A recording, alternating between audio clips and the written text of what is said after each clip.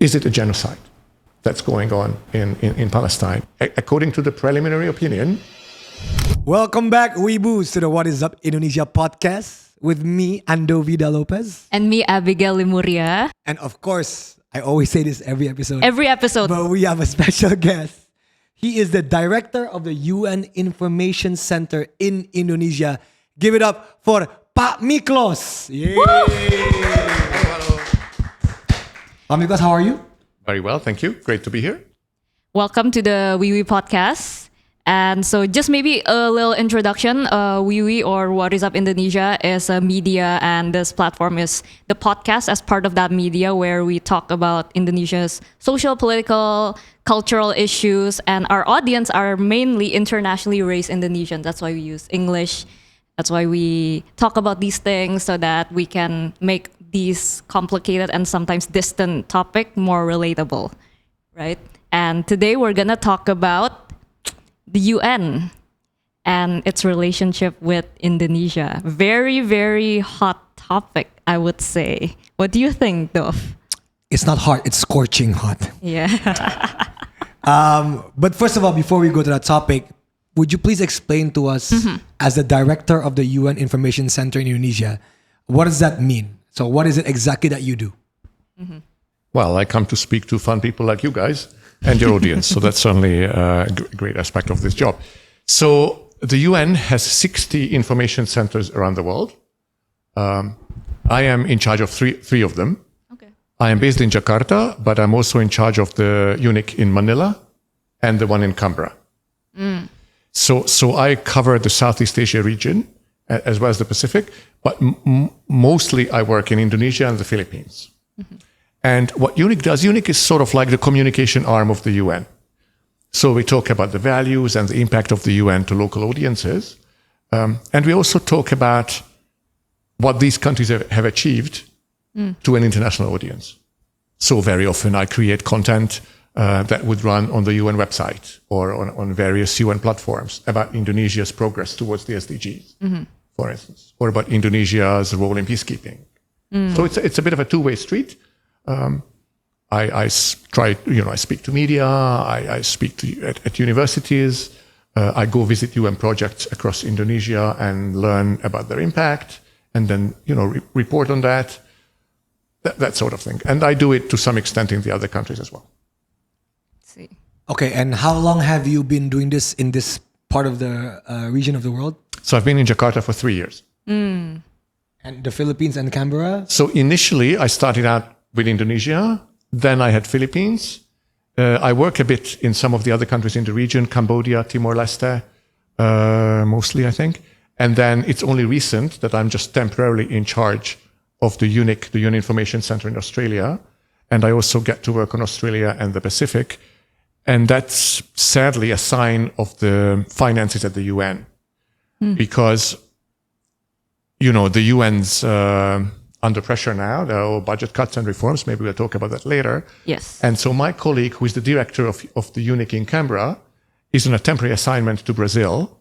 And normally, they would send somebody from headquarters to take charge of the office while he's away.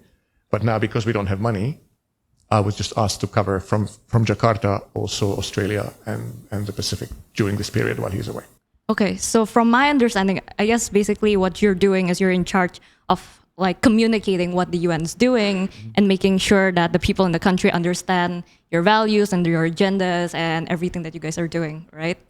That is correct, yes. Okay, so from my understanding, and obviously I'm not an expert in the UN or international politics or anything like that, but as a person that is from the outside, right, and I've talked to a lot of Indonesian youth, I feel like the main sentiment that a lot of people are currently having about the UN, one of it is that it's quite distant, it's quite abstract, and they don't really know like what's the relevancy of the UN is for their day-to-day issues and problem. That's kind of like the vibe that I'm getting. Do you think, what's your opinion on that?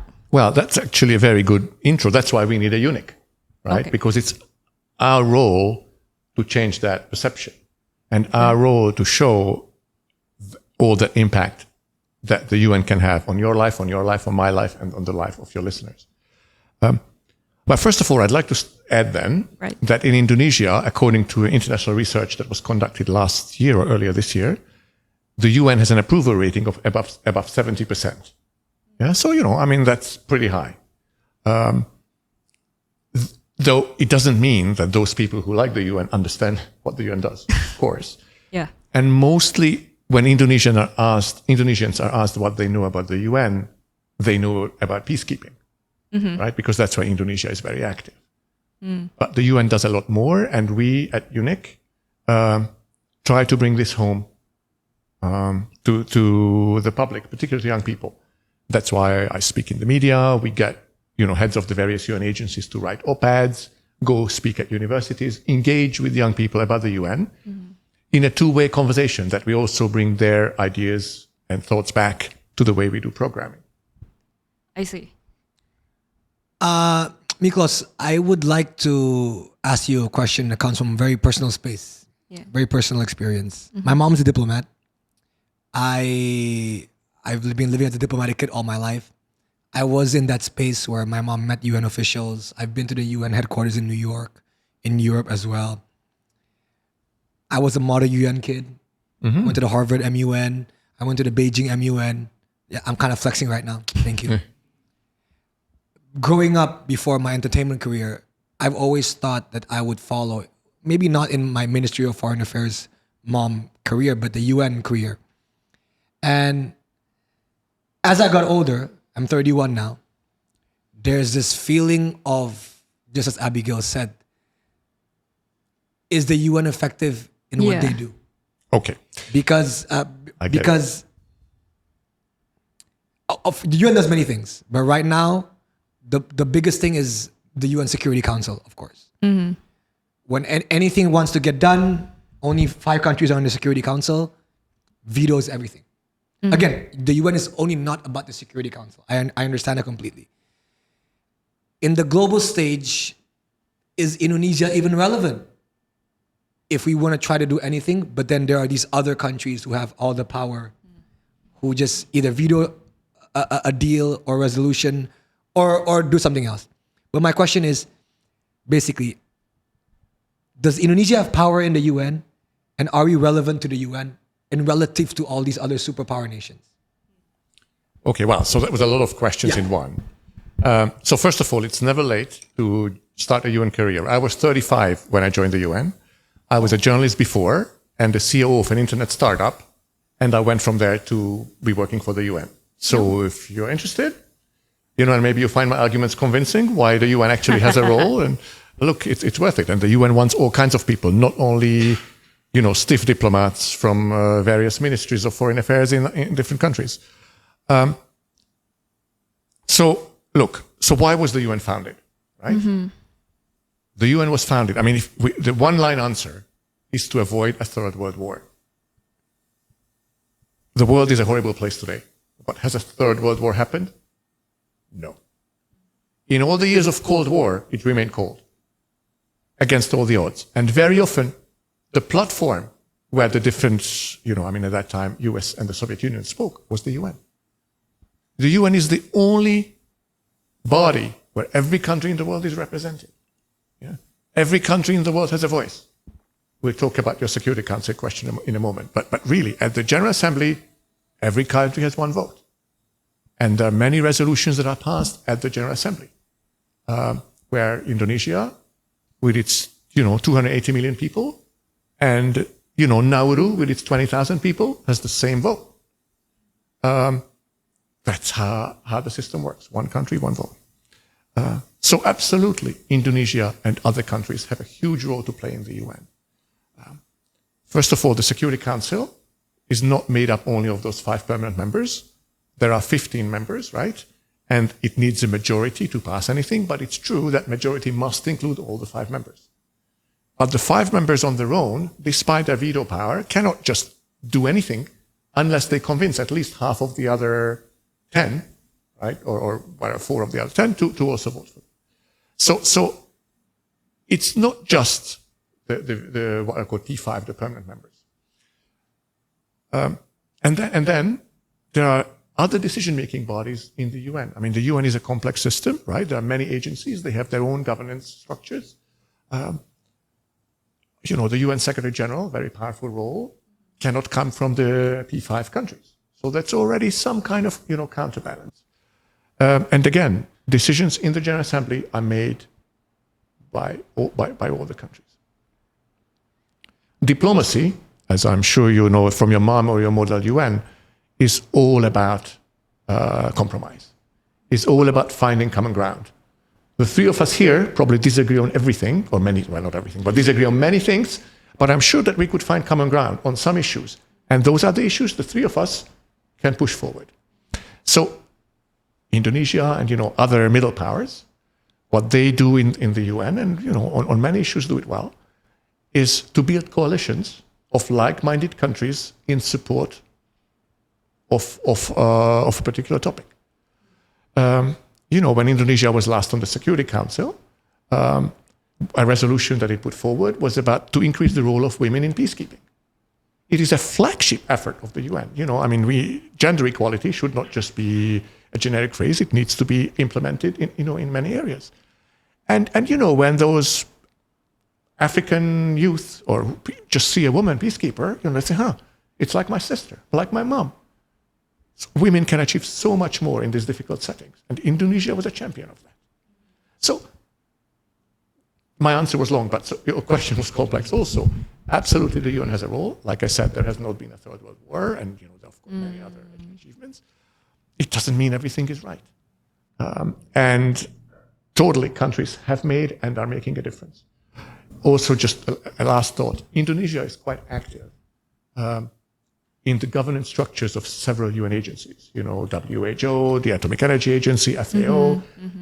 And those are maybe not the highlights that make the news, but real development in the ground, in the global south, takes place in these agencies. And Indonesia can, and in some cases is, playing an active role. And that's great. I mean, thank you for that answer. It's just that recently, of course, we all know, I'm going to talk about Trump's comments about the UN. And the last General Assembly that you guys had a couple of months ago where Prabowo spoke, after a long time, after Indonesia didn't speak for a long time. I wonder why. No, that's a personal joke. Okay. Anyway. So Indonesia did speak, just not at the presidential level. Yes, not at the presidential, of course. I gotta clarify that. So Prabowo spoke, and of course, I'm not gonna talk about Prabowo's speech because that has been, we can talk about it because that has been dissected. But I want to talk about what actually Trump said. Trump basically said, the UN hasn't done anything. I've been ending world wars by myself. Like, to have the president of the US. That's actually pretty good. Is it pretty good? Tariffs. Okay. So what does that mean when the legitimacy of a body like the UN is being dethroned by the president of the United States? Can you comment on that? Or, I understand. I can comment to some extent. I can't do impersonations of anybody, but at least not on camera. But look, first of all, I wouldn't say it was a dethroning. It was, rather negative comments about the UN.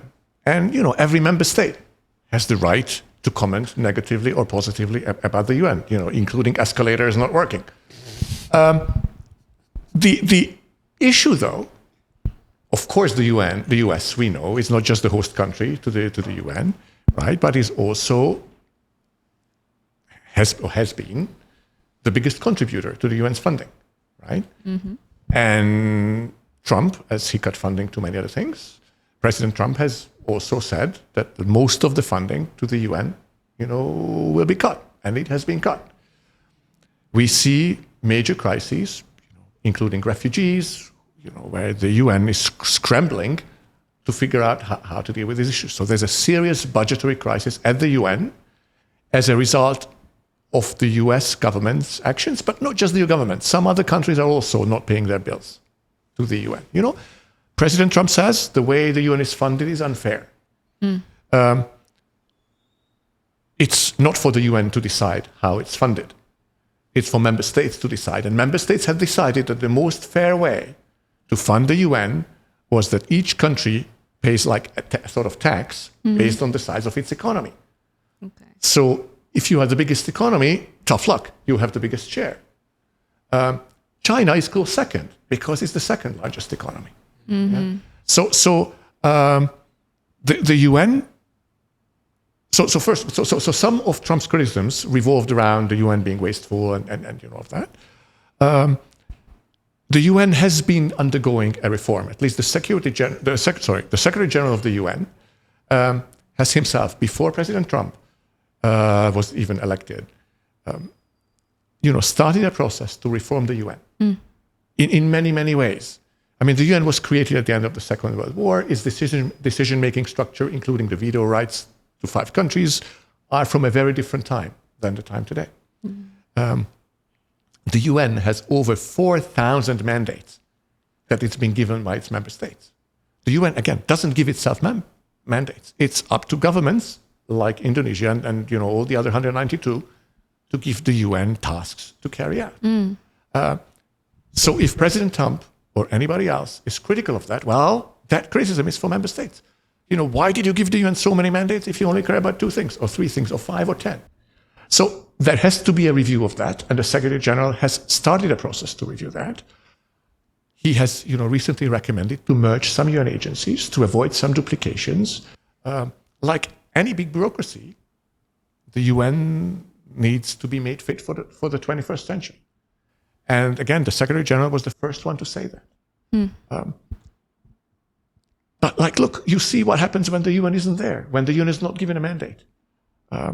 In Sudan, there was a peacekeeping mission. When its mandate wasn't renewed, the civil war restarted. So yes, there are things where the UN maybe could not achieve what it wanted. But there are also so many examples that can show you that if the UN isn't there, things are chaos. A lot more people die. It's the survival of the fittest. So you mentioned about reform, and I think that a lot of people are curious about that. And you did mention a couple on that. What would you say is the top 3 things that are currently being talked about that the UN wanted to reform? Well, one is about the decision-making structure. Right? That's one of the work streams. Okay. How do decisions in the General Assembly and the Security Council are made? The Secretary General, as well as many countries, talked about expanding the number of countries that are permanent members of the Security Council. Currently, there are 5. The 5 victors of the Second World War, that's when the UN was founded. So the US, Russia, China, the UK, and France. This represented the world, perhaps in 1945, a time when 2/3 of the UN member states did not exist because they were still colonies, including Indonesia. Yep. Right? But we still have that same decision-making structure. So many member states and the Secretary General have issued a discussion about expanding the number of members on the Security Council. Now, let's be realistic. Veto rights are there. It's not perhaps so likely that a country would say, okay, I'll give up my veto right. Okay. But what's there that's realistic, again, the art of diplomacy is compromise, that you can get agreement of all countries that will lead to a UN where the decision-making structure is more representative of the world today. Right? Whether a country from Africa, India, which is now the most populous country in the world, Japan, which is one of the biggest economies, whether these countries can get a permanent seat or some kind of bigger role. Yeah? And there is a reform that's been started on that. So more permanent member, but the veto rights is there to stay. Well, so again, it's not for the UN to decide. The UN, you can view perhaps the role of the Secretary General as like a CEO of a company. The UN Secretariat and all the organizations implement what member states have decided. So it is up to member states. If member states tomorrow say no more veto power to anybody, then there'll be no more veto power to anybody. That's not for the UN to decide. Just yesterday, I gave a talk, or more like I had an engagement with students at a university. And one of them threw out as, hey, a compromise, why couldn't we say that they can keep their veto power, but they can only exercise it twice a year? again, a possible compromise. There are many ways to do this, but it's member states who have to agree, including those who currently have the veto power. Yeah? So I'm just saying, as a private citizen, that, okay, if you look around, if you read what's in the press, perhaps it's not realistic that these veto rights will not exist tomorrow. But reform does not have to be an either or. There are different compromises, that can be made, and we can get closer to a UN decision-making structure that represents the world today, even if the veto power is there to stay. Okay, so that's one. You asked for three. That's one. Two more, yeah. Two more. So a second one involves reviewing the mandate that the UN has, removing duplication between the agencies. The growth has been organic to some extent, right? Every year, whatever is important, the member states say, UN, please take care of that. Hole in the ozone layer, UN take care of that. Climate change, UN take care of that. AIDS epidemic, in the 1980s or 90s, UN take care of that. Yeah. And then they start an agency that is put in charge. And then these agencies kind of multiply. So now the Secretary General has proposed to close some agencies or fold them together so that we reduce overhead, we reduce bureaucracy, and become more streamlined. So that is a second, very important step. And it's not just or only about cost savings. It's also about streamlined decision-making. I mean, we see that in any government, look no further than Indonesia. There are certain areas that are regulated by two different ministries. So those are the areas where it's hardest to make a change. It's the same in the UN. It's the same anywhere. If the structure is more streamlined, it becomes a lot easier. So that would be, for me, the second area where a UN reform sort of is underway. Okay. And the mandate, so you're going to streamline. Is there like a specific criteria on like which one gets to stay, which one gets to be, merged together or things like that? Because I feel like these mandates became a mandate in the first place because there's a need for that, right? Yes. And you did mention, for example, Sudan. Once the UN is not there, like the civil war broke again. And so for you to remove, I would imagine some of these mandates there will be real life consequences. So what are the criteria for you to... So again, just to say, it's not for me or us to remove, right? Yeah. It's more for you. You are the member states. But sure, the UN, the Secretariat, as a good COO, is doing a review and making recommendations. So there can be mandates that are perhaps outdated.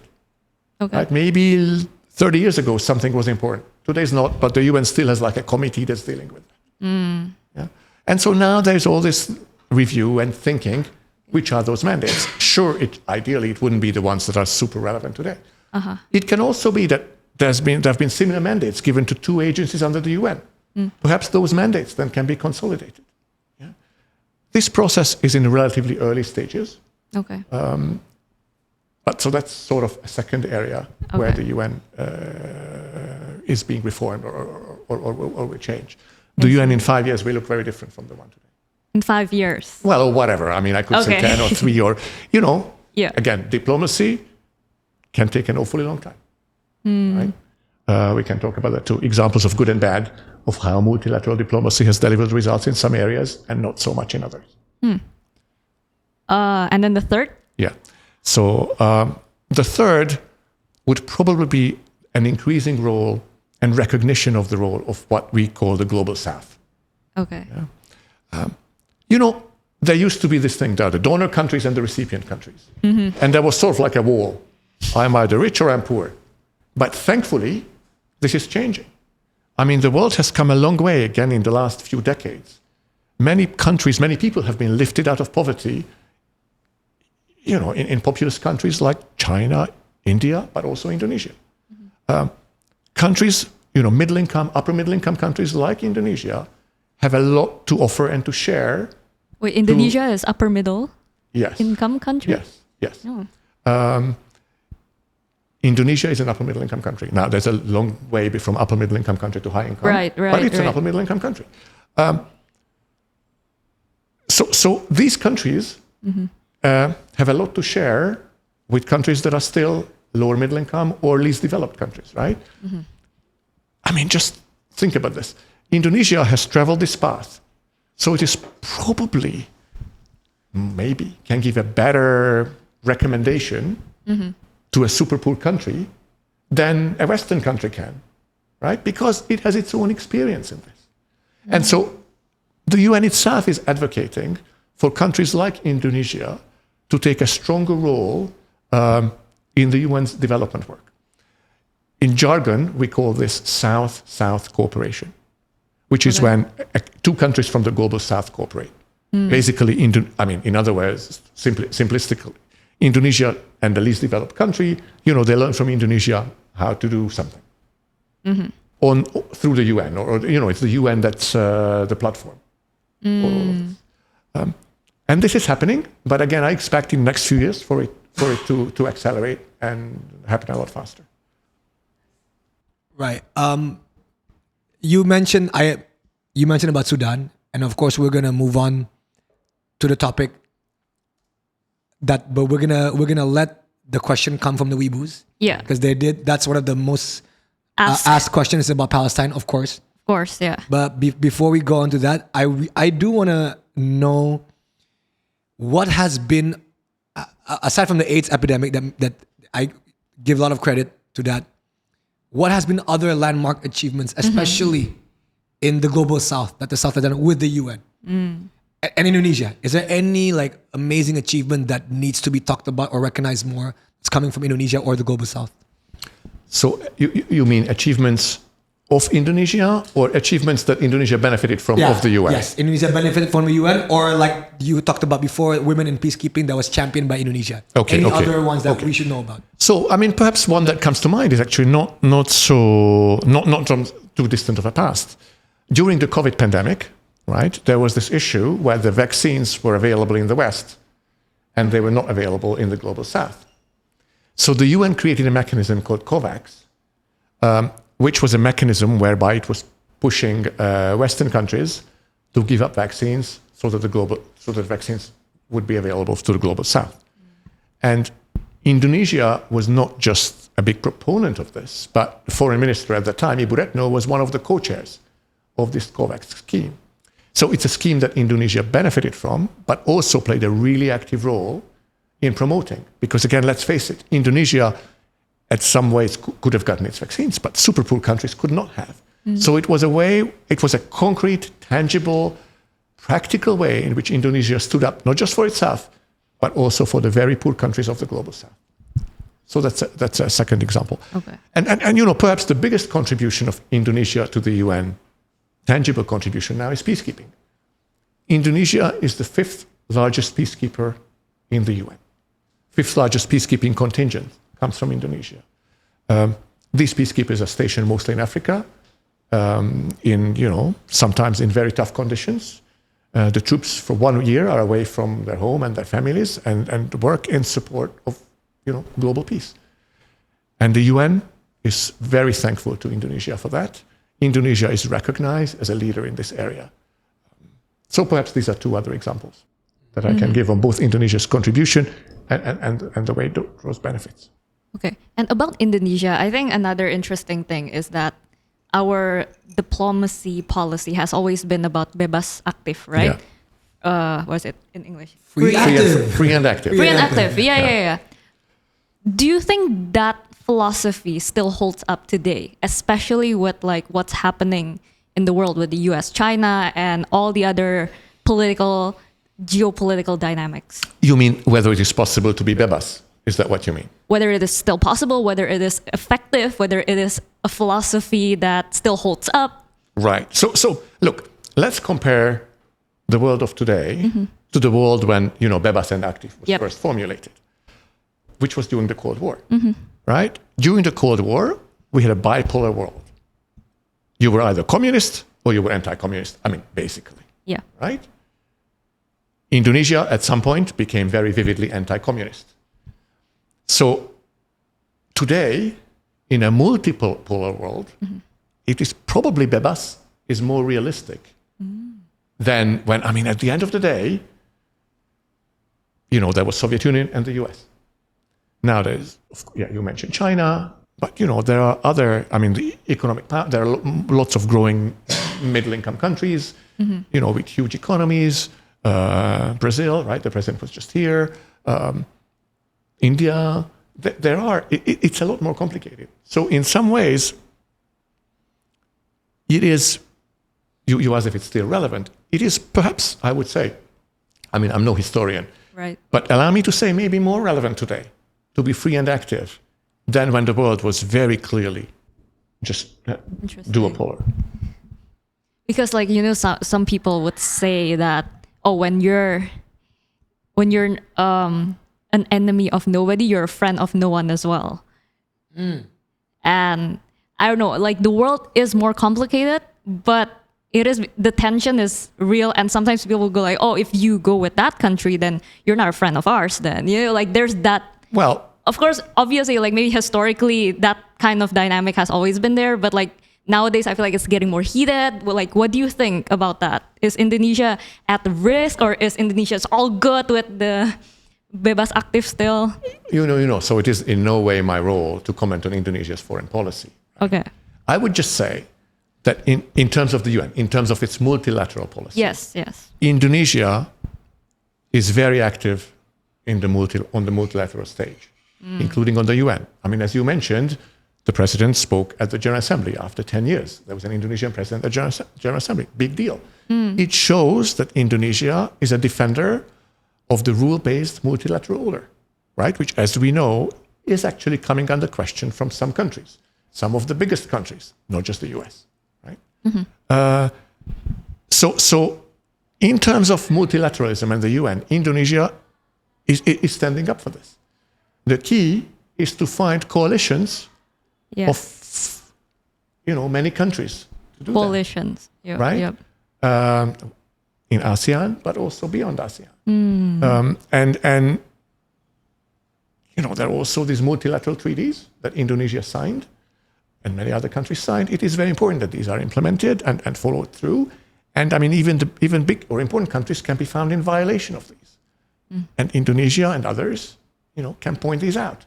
And maybe when you are free and active, and I did not use the Indonesian phrase because I don't want to talk about Indonesia, but in general, right? It's easier to hold a country to account for something than when you are in that country's camp.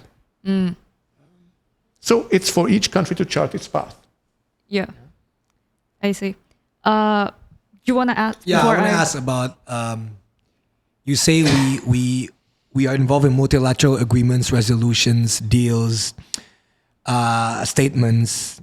One of the things that I feel that one of the biggest criticisms of the UN is, and for me rightfully so, is that no matter how many resolutions and statements you do, if you can't act upon it when it is broken, if there is no mechanism to enforce it, then what is the point of a resolution or a statement? Because it's not binding, right? It's not binding.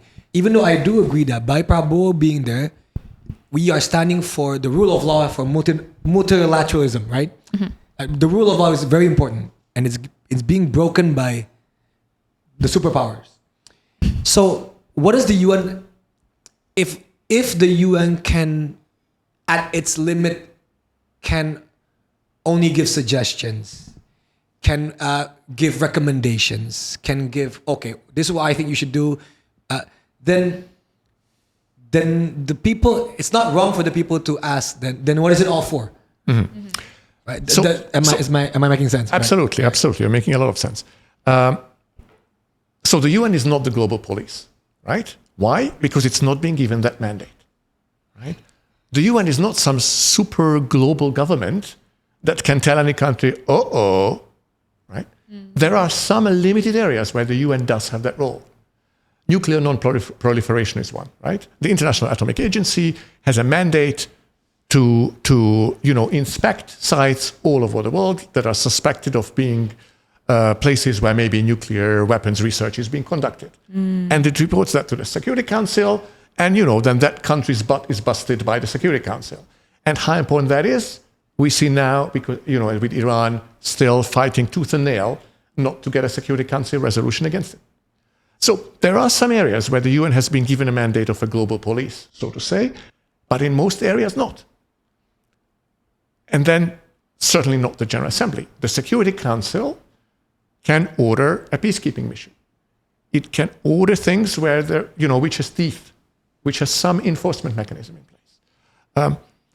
But still, those resolutions that, as you say, are non-binding, still have a role. I mean, most countries want to be the, good kids. Mm-hmm. They want to show that we actually abide by treaties.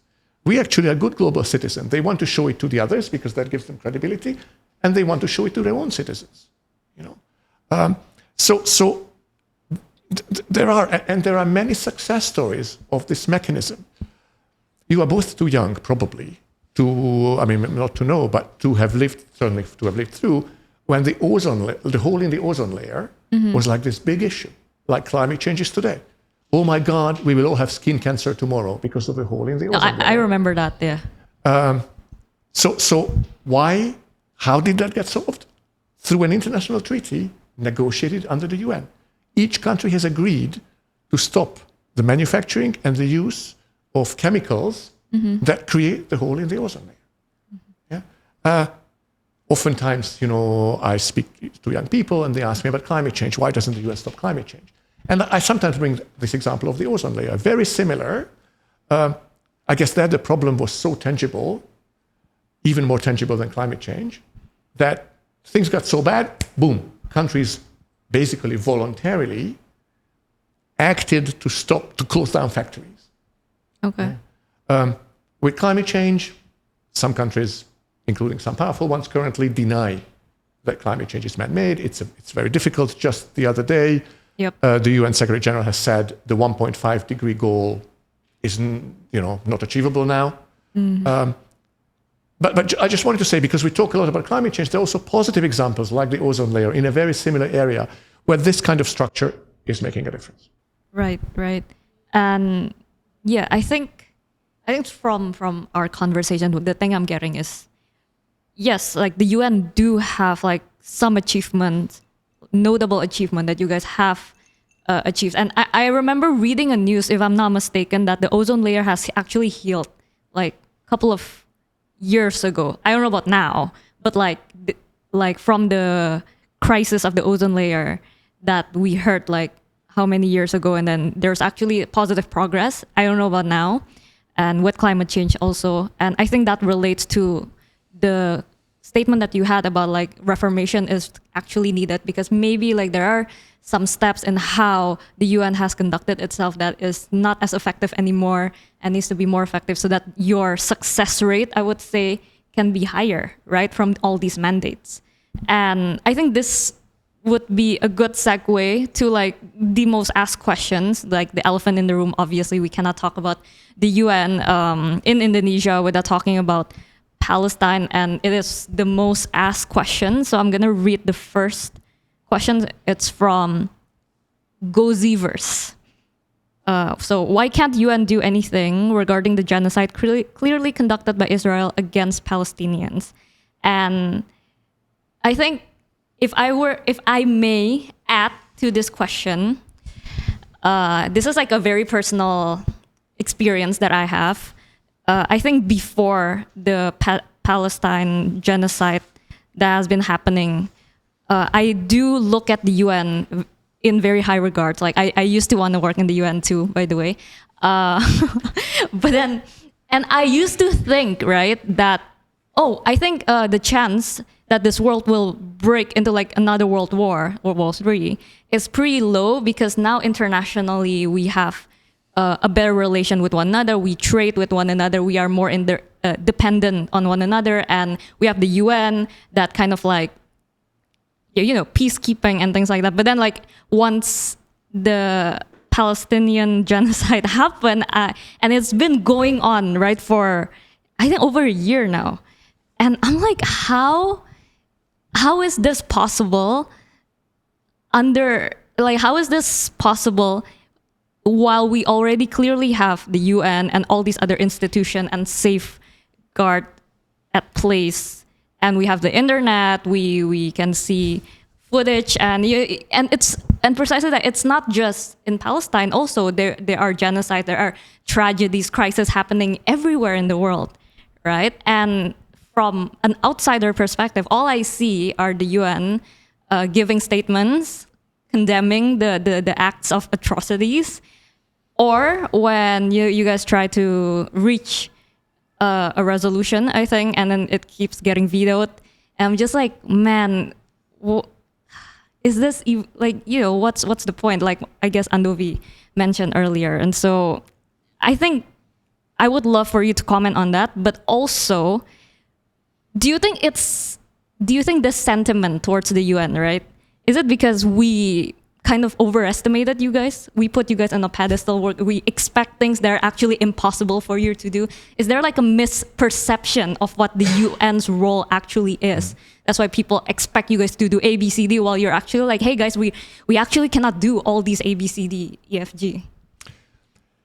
So, sure, this is a very complex issue. Let's talk about this. I must say, though, one of my goals for the end of our discussion today is for Abigail to talk about the UN as us, not you guys. Right? All right. And that's only a joke slightly. Okay. The UN is its member states. Mm-hmm. The UN itself is an implementing body of member states' decisions. Yeah. So what does that mean for Palestine? Well, it means, as you hinted to it in your question, if the UN is given a mandate to do something, it will do its best to do it. If it's not given a mandate because there is no unity in the Security Council or no decision by the Security Council, its role will be limited. Now, having said that, there are three areas in which the UN has been playing a role in Palestine, which are huge. So one, I guess, so diplomacy, humanitarian, and so let's say these are the two most important. So in terms of diplomacy, the UN, ever since the attack by Hamas on innocent civilians, which was condemned by the Secretary General, but then he also called for Israel to respect international law on the role of war and how, the rules about what obligations you have as an occupying state on the territories that you occupy. Now, there was obviously no consensus in the Security Council on what role, if any, the UN can play in mediation, in negotiation. The UN and the Secretary General numerous times has expressed its gratitude to countries like Egypt, Qatar, Turkey that were mediating in this conflict. So the first part of my answer is that in terms of diplomacy, the UN has done what it was given a mandate to do, and the Secretary General was the first one to ask for a stronger mandate. But it's not up to the CEO of a company to decide what that company can do. It's up to the board. So the UN is the same. In humanitarian, though, the UN has done an awful lot. Even now, it feeds 500,000 people, and it could feed all the people of Gaza if and when the situation allowed. The UN was there until, UNRWA, the UN Agency for Palestinians, the World Food Programme, UNICEF, WHO, these are all on the ground supporting the humanitarian crisis in Palestine. And that's ongoing, and thankfully it can happen again. Israel is now allowing an aid convoys. Again, the UN says it needs to allow in more, but the UN is there, and the UN is organizing support, which, it's a horrible situation, right, that the Palestinians live under. But the UN has worked to make it slightly easier by giving people food and medicine. And there was a period when it was not allowed. But so for the war, the attack or the Israel-Hamas conflict has been going on for 2 years. A year and a half of that, the UN was playing a very strong humanitarian role. And since the agreement, it's been playing that again. And then the third role, and that goes to perhaps the question of your friend, is the judicial role. Is it a genocide that's going on in Palestine? And you say we can see on the internet everywhere. Yeah. The reason I was flipping my pages before is because I wanted to quote the UN High Commissioner on Human Rights, Volker Turk, who said just a few days ago, it's for a court to decide whether it's genocide or not, and we see the evidence mounting. Okay? So the International Court of Justice, which is part of the UN, has issued a preliminary opinion about a year ago, saying it is very possible that Israel is committing genocide. It's a legal process. These things take a while. I mean, any of us who've been involved in a court case or who've watched a court case, you know things take a while. Both parties have a say. So that is one UN process that's ongoing. But again, according to the preliminary opinion, it is possible, or it looks likely that it's genocide. And you know, the top UN official in the area of human rights has the evidence is mounting, to quote him. Then another UN body, an independent international commission, just 1 week ago today, said that it was genocide. It is genocide. So there is, you know, more and more pressure on Israel as a result of this. Israel denies these rulings, or I mean, preliminary ruling and the opinion of this body.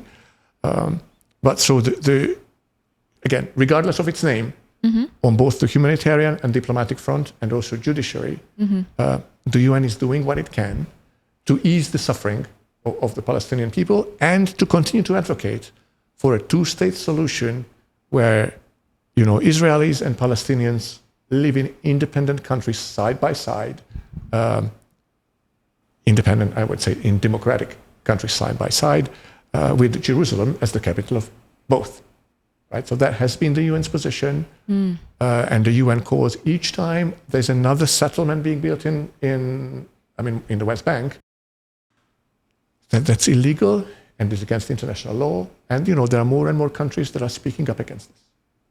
But certainly it is an issue that would require international consensus, including of the P5 permanent members of the Security Council, one of which is the United States, that tends to veto resolutions that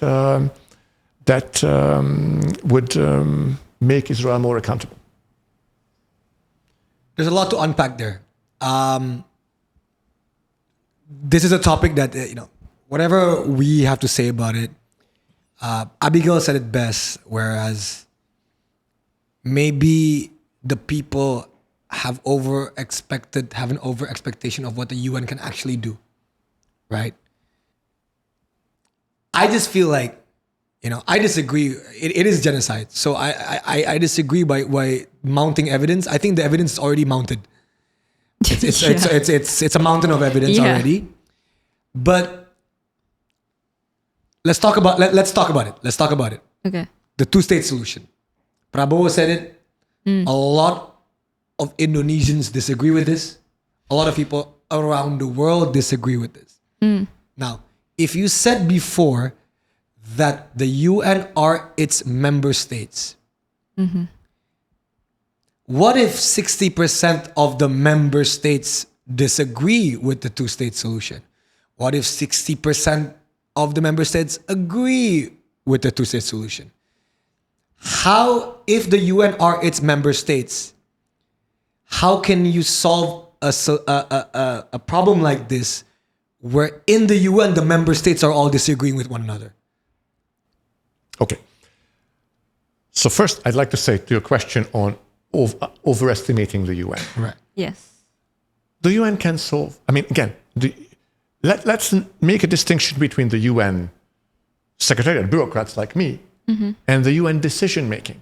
These are both sides of the UN. Indonesian government, the government of every country, is part of the UN. It's not like you and us. The UN operational structure, of which I am a small part here in Indonesia, but of course there are parts in Gaza, in Israel, in many of these conflicts, can do whatever it's authorized to do. So the Indonesian, who would have overestimated the UN, they have not. The UN could still do this if only the decisions were by member states were made. So that's on that. How are these decisions are made? Let's say condemning a country, the General Assembly can have a resolution. There have been several condemning, Israel, but also condemning, Russia's aggression over Ukraine, for instance.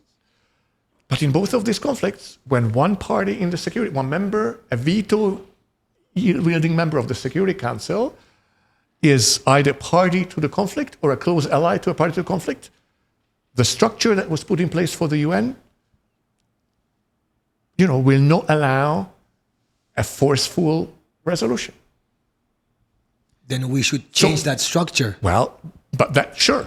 So your government and all the other governments can work together to change that structure.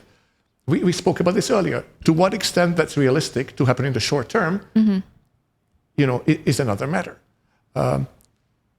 Many countries have decided to recognize Palestine, right, over the last kind of few months. Still, Palestine is not a member of the UN, even though the majority of UN member states by now have recognized Palestine as a country. So why is it not a member of the UN? It's because for any country to join the UN as a member state, the Security Council has to recommend it to the General Assembly. And we've already discussed why that's not happening. So maybe like, do you think it's more fair for example, the people who are disappointed to point their finger specifically at the members of the Security Council as opposed to UN as in general? Okay. So what I would say is we need to look at where decisions can be made. And what a body like the UN's agencies are doing under the circumstances. How there have been UN staff killed in Gaza, right? I mean, along with 60,000 Palestinians. Horrible. But the UN's still there. The humanitarian work is ongoing. That's what the UN has been able to do under the mandates it has been given. Yeah. Again, it's not my role to blame member states. Right. You said it. If member states make the decision and they haven't, well, then that's why things are happening the way they are. It's not like member states told the UN, go make peace in Palestine and implement a two-state solution, and the UN hasn't failed at doing that. Then the UN could be blamed. No, member states have not given the UN that mandate. In fact, the UN is asking for that mandate, right? I mean, there are General Assembly resolutions that call for the two-state solution, but how can that be enforced without a Security Council decision? It cannot. Okay. About the two-state solution, I guess, I don't know, like, obviously, again, I'm not an expert in this, and there are a lot of like people who are opposed to this and the people who say that this is the only realistic way that we have. But do you think realistically a two-state solution is possible? And let's say it is, right? We have enacted that. What's stopping Israel from doing what it's been doing like all this time? Respecting that decision, for example. Well, whether something is realistic or not is not for me to say. That's for historians, to say. The UN and the Secretary General has repeatedly called for a two-state solution. A two-state solution of two independent and democratic countries. No, I know. Look, it's a hard topic to talk about. No, absolutely. And please, to our viewers, don't attack Miklos. He's here to try to communicate. Yeah. Right? Because he's the director of the information center in Indonesia. So Miklos doesn't matter. I would say, I mean, Abigail said this right. Don't blame the UN implementing body, the UN Secretariat, for something that's somebody else's decision. So I was right then. For it to implement. You were right on that. You were, I don't like you say you and us, but it's... right. No, I get it. Because I have an inkling, I guess, that, not a lot of people understand the ins and outs of the UN this deeply. And I don't think it's the job for like regular people to kind of like study and be aware of this. This is not like mainstream knowledge. And so I think that there's like a general sentiment where people think that the UN actually are able to enact certain things, or the UN are actually,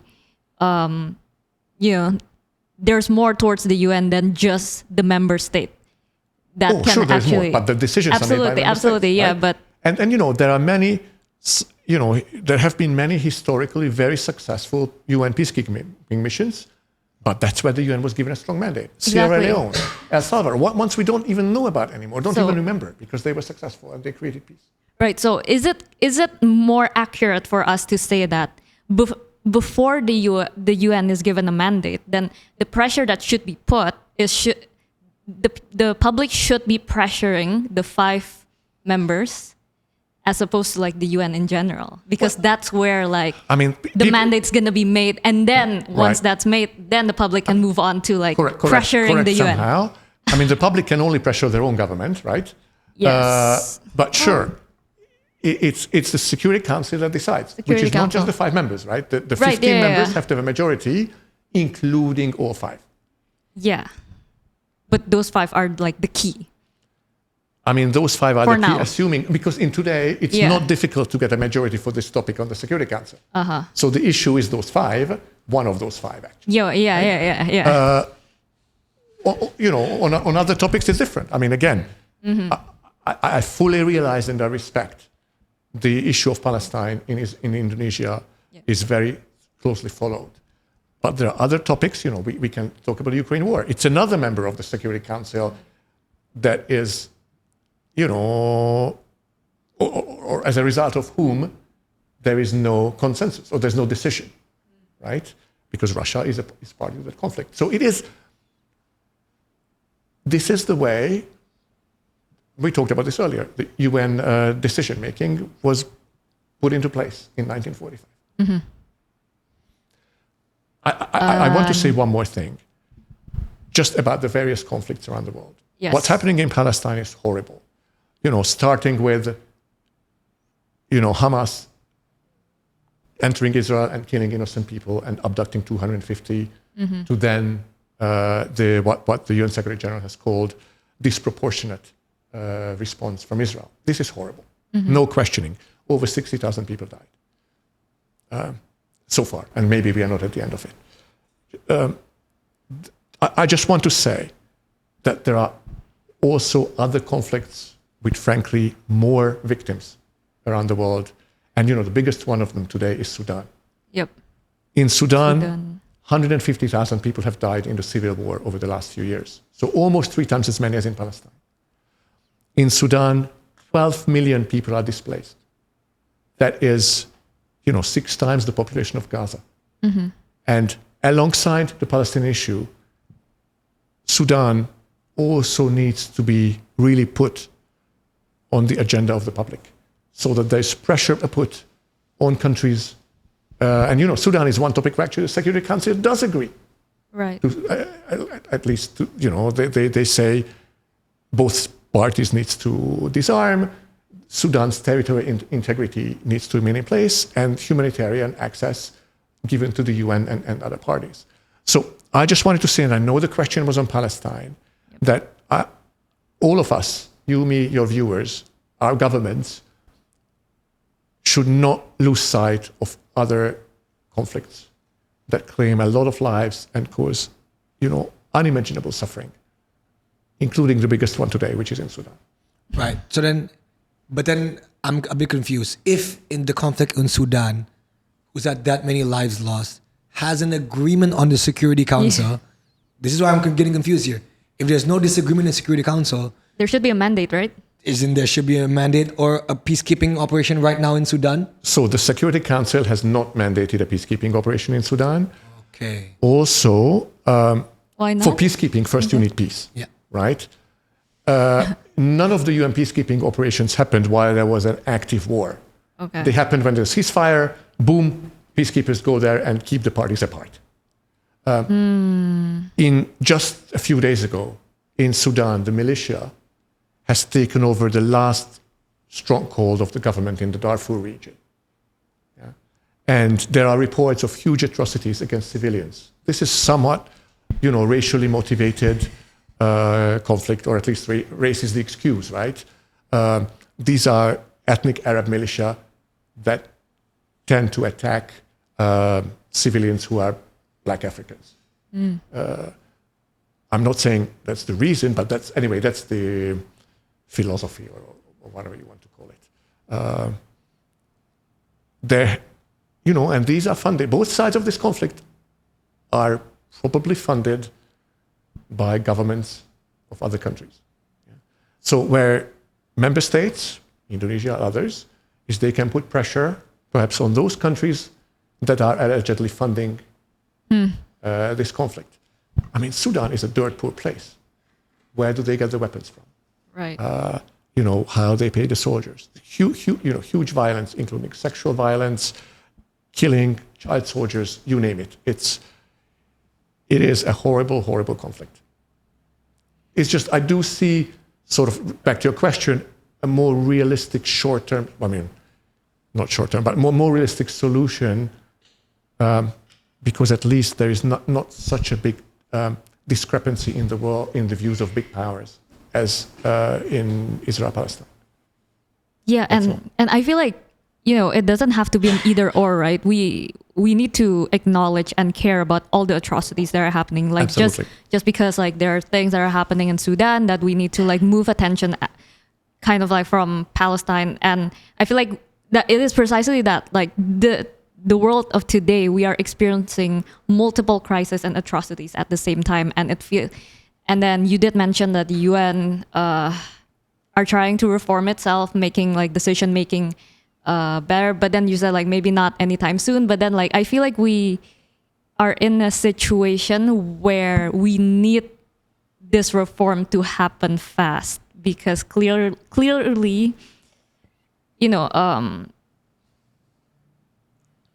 because clearly I feel like we need something.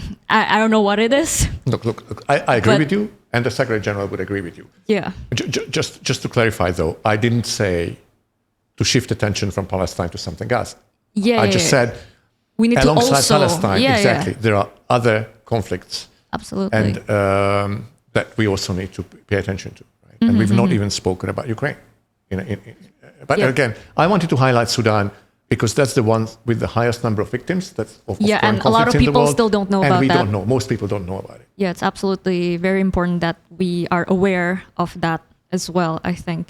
So I think I want to move towards another question. So I want to read the first part of this, because I think the second part we've discussed this already.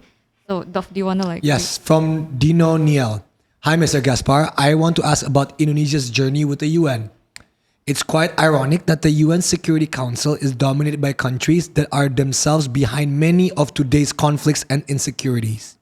Yep. With Indonesia's free and active foreign policy, how can a country actually push for meaningful reform or peace initiatives within such a system? Right. So I think the question about like free and active, we did mention a little bit about that. You're free to add anything, but I really like the part before that, right? That I do agree that it is quite ironic that the UN Security Council is currently dominated by countries that are themselves behind many of today's conflict and insecurities. And I know, like you mentioned multiple times, like about the mechanism and about like how the UN cannot really, the UN cannot veto this country. They cannot like act as like the world police where they're like, we're just gonna intervene. But it is very ironic that, and which is why I feel like it's very hard for us to move forward with a lot of the topics that you did mention earlier. Do you have any comments on that? Well, so I feel, and hello, Dino Niel. Yeah. Look, I think we've talked about this already. Yeah. Both about, the facts are what they are. Those are the 5 permanent members with a veto right on the Security Council. Ironic or not, they are behind some conflicts, or their allies are behind some conflicts. Yeah. Right? And we hadn't talked about, there was until a year or so ago, right? Syria was similar. Again, there was no agreement in the Security Council because Russia and sometimes also China sided with the Syrian dictatorship. So there are many when there's no agreement in the Security Council.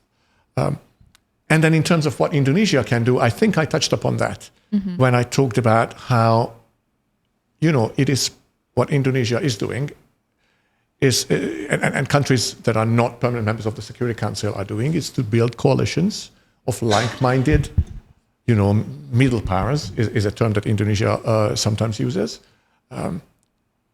Australia, Brazil, Turkey. I mean, there are many countries that view the future of the multilateral system in a similar way. And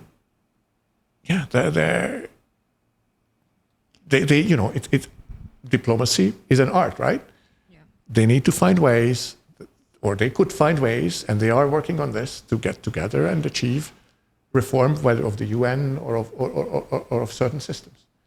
It is, and I said this so many times, but it's really up to governments, and Indonesia is one of them, to make a difference and give the UN stronger and or different mandates. Okay. I think we've reached the last question. Right. From WIUI. So the last one is from Juan Picente. Yes. How does the United Nations get funded, and how does the UN prevent money politics? And this, I want to add upon Juan's question, just like you said. Juan. As we know, I mean, look, you can't say it, so I'll say it. So I'll save you the trouble. As we know, Russia, Ukraine, Russia, Security Council. Syria, China, Russia, US, Security Council. Israel, Palestine, we clearly know US is aiding Israel. I just feel like it's just going to be a deadlock. Every time when there wants to be progress, when all the members of the Security Council with the veto powers, are just behind most of the conflicts in the world. And I'm sure in Sudan as well. I'm sure it's the same guys.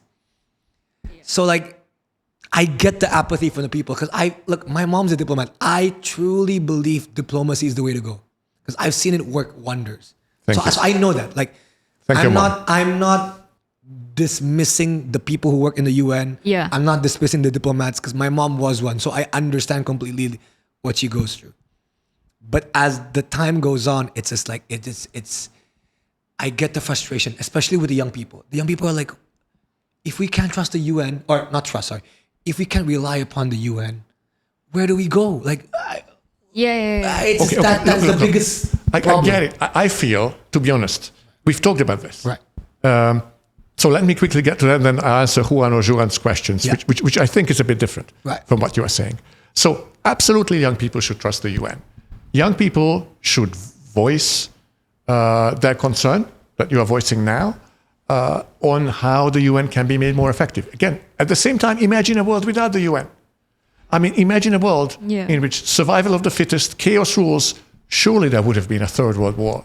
We would not be alive if the UN hadn't been created 8 years ago. And the UN has many faults, but it has achieved a lot. Yeah, and also, just mostly for our conversation, in fact, for 95% focused on the peace and security pillar. There's also the humanitarian pillar, right, of the UN. There's development and human rights as well.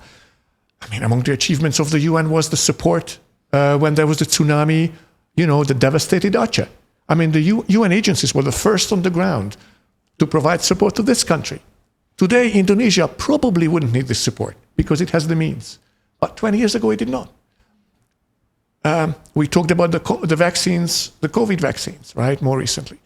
We can talk about the Sustainable Development Goals. Yes, the world is relatively far from reaching these goals, but so many people have been lifted out of poverty. And I'm not saying the UN takes credit for that, but the UN can take credit for providing mechanisms, support, advice to governments. So wars are horrible, and what's going on in all the countries you mentioned, horrible. I'm just saying, let's not bury the UN. It is moving forward in so many areas to the extent it is allowed. Now, let's go to your friend's question. How does the UN get funded? So the UN gets funded in two ways. There are assessed contributions, which I'll explain in a moment. These are mandatory. It's like a tax that's levied on each country based on the size of its economy, basically. And then there are voluntary contributions. Countries that say, okay, I want to give up money so that refugees are cared for. So the voluntary contributions, well, as their name suggests, are voluntary. These are mostly today are by what we call traditional donors. So mostly countries from Western Europe. Until very recently, the US was the largest one of these. Much less so from these emerging middle powers or countries that are recently richer, whether we talk about the Gulf countries or China. So those are the volunteer contributions. So money politics, if I interpret that correctly, would mean whoever pays gets the say on what happens, right?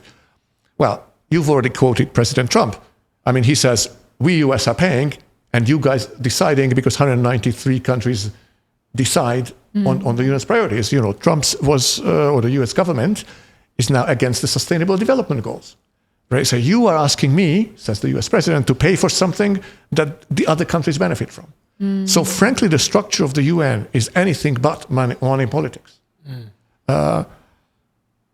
Those donor countries give up, or give their taxpayers money for the UN to do development in Timor-Leste or the Pacific Islands or Nepal or Africa.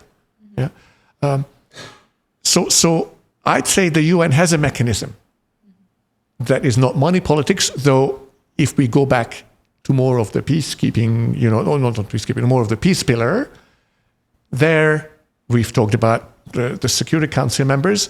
Those are not necessarily the countries that pay the most in voluntary contributions, but certainly the US and China, between them, pay or are supposed to pay for more than 40% of the tax, the assessed contributions to the UN.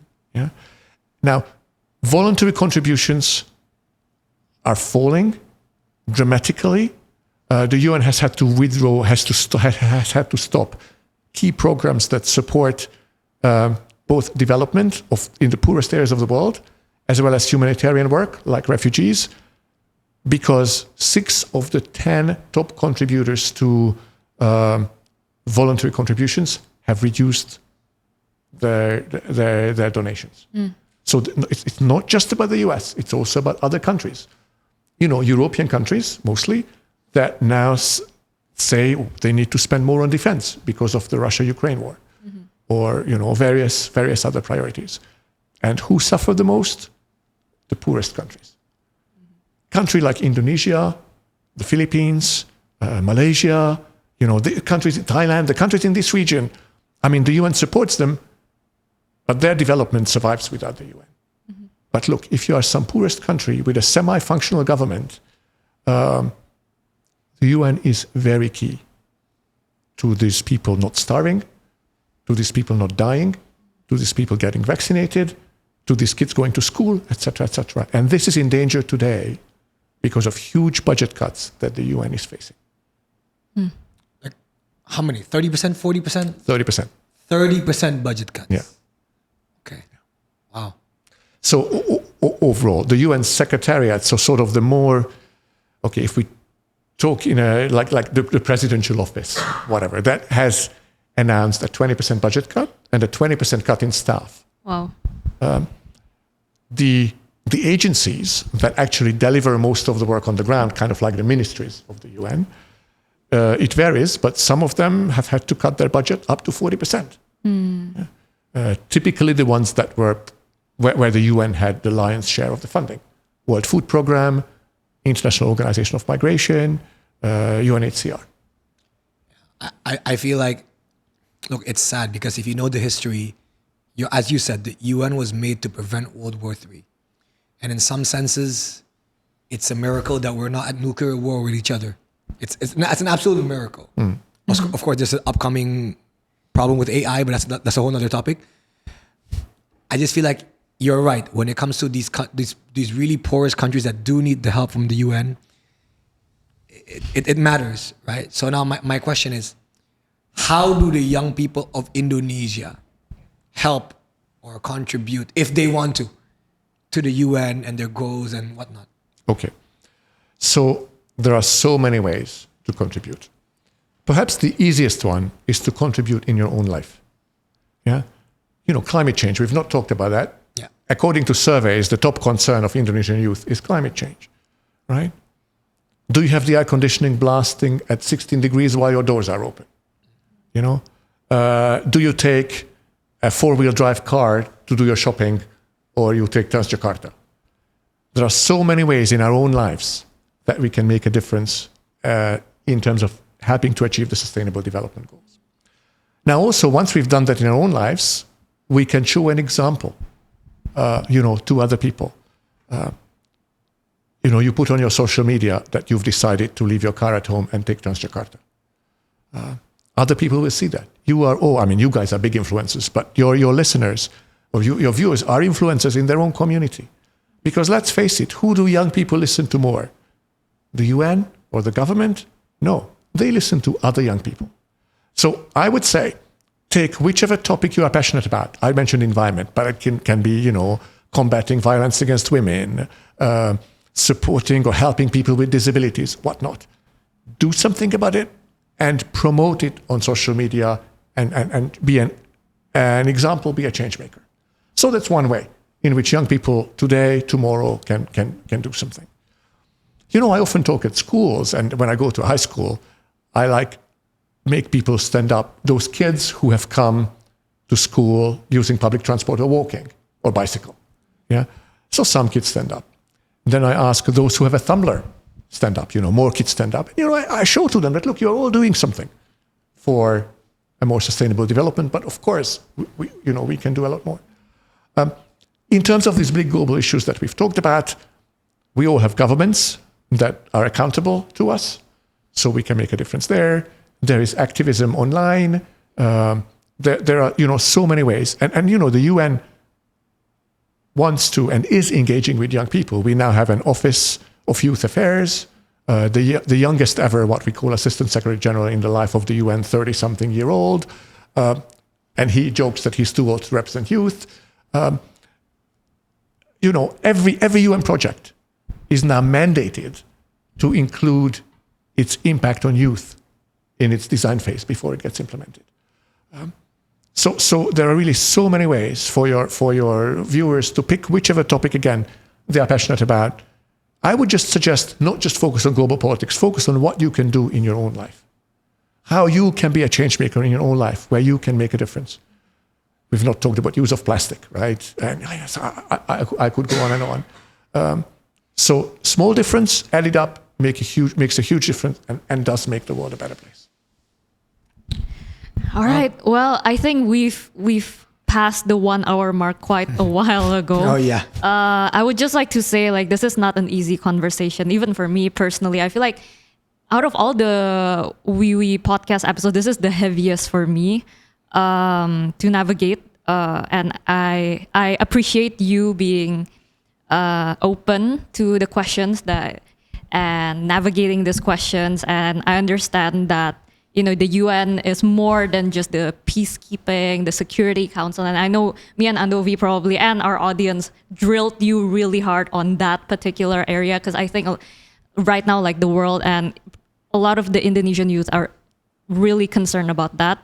And I do acknowledge that the UN's role, like you mentioned, it made me realize, when you said, but imagine the world without the UN. And sometimes I think there are certain contributions that we have felt, but because we as humans forget very easily, we take for granted, I would say. But I think these concerns about Palestine and about other geopolitical issues, I think it's born out of people's frustration and hopelessness, I would say, that they're if we can't count on the UN, where else can we go? I feel like there's that sense, and I really hope that the reformation in the UN will produce a better way to reach solutions for these pressing issues. And yeah, I really appreciate this conversation. So look, thank you. I appreciate your questions and your viewers' questions. And look, the only way to talk is through tough questions, right? Sometimes one gives an interview and it's all just nice, then people don't learn much.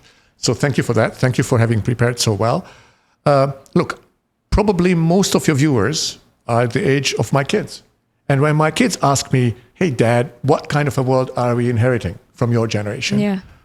I'm at a loss to give an answer. I am from Hungary, so I'm from Eastern Europe. I was at high school when communism fell. So I come from a generation that grew up in, things getting better. We are building a democracy. And things will only be better. And by the time I'm an adult, this world will be a paradise. And it's not. It's not. And in so many ways, we've gone backwards in terms of the highest number of conflicts ongoing, right? in terms of climate change deal not being reached, in terms of, we suffocate in plastic. And the countries, we don't talk about this, could not reach a deal on how to reduce plastic waste. There are so many things to be said about.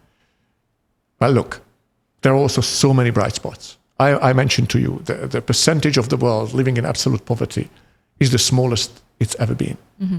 Of course, that still means people are poor and we need to help them. But the international community, and I wouldn't say the UN can take credit for that, has achieved a lot. Mm-hmm. And let's gain confidence and energy from those positives and use them to solve these current problems, huge problems that we have talked about today. Mm-hmm. Thank you so much. Thank you so much, Miklós. Thank you so much, Weeboos. Thank you. Comment below and see you at the next episode.